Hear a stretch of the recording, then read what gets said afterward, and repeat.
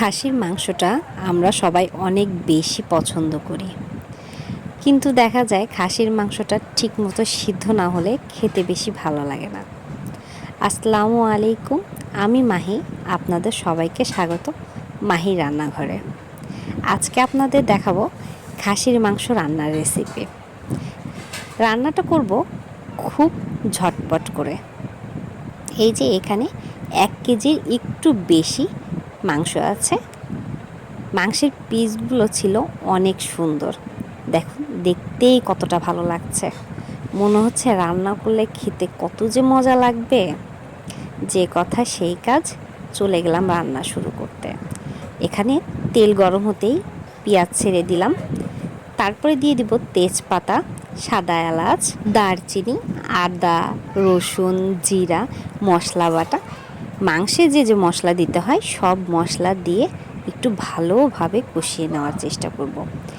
দেখতেই পাচ্ছেন আমি এখানে বিন্দু পরিমাণেও পানি ব্যবহার করিনি। আমি পানি ছাড়াই কিছুক্ষণ একটু কষিয়ে নেওয়ার চেষ্টা করেছি। এইটা যখন একটু ভালোভাবে কষানো হবে তখন এর ভেতরে দিয়ে দিব কয়েক টুকরো রসুন আর আলু।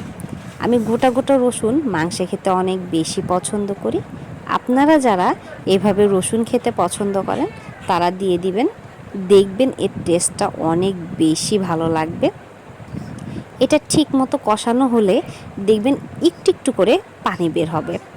যতটুকু পানি বের হবে সেটুকু দিয়েই আমি মোটামুটি কষিয়ে ফেলবো। এখন আমি একটু ঢাকনা দিয়ে ঢেকে দিচ্ছি। দেখুন পানিটা তো অবশ্যই দেখতে পাচ্ছেন। এটা দিয়ে খুব ভালোভাবে কষানো হয়ে গেলে আমি একটা কাপে মেপে 3 কাপ পানি দিয়ে দিব। আপনারা আপনাদের পরিমাণ মতো পানি দিয়ে দিবেন। আমি পরে আবার 1 কাপ দিয়ে দিয়েছিলাম। আমার মনে হয়েছিল মাংসতে হয়তো বা পানির পরিমাণটা কম হয়েছে, যার জন্য আমি 1 কাপ অ্যাড করে দিয়েছি। আপনারা আপনাদের সুবিধা মতো সেইভাবে পানিটা অ্যাড করে দেবেন। পানিটা অ্যাড করে দেওয়া হয়ে গেলে এখানে আমি একটু বেরেস্তা ভেজে নিচ্ছি। লাস্টে যদি মাংসে এই বেরেস্তাটা দেন তাহলে খেতে খুবই বেশি মজা লাগবে। বেরেস্তা দিয়ে একটু নাড়াচাড়া করে আমি তারপরে চুলা থেকে নামিয়ে ফেলবো।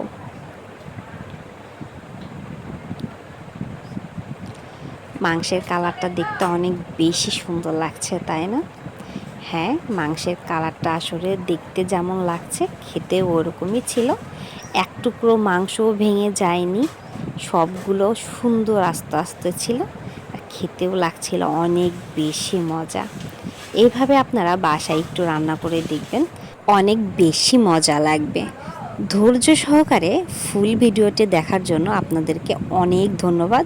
আসসালামু আলাইকুম।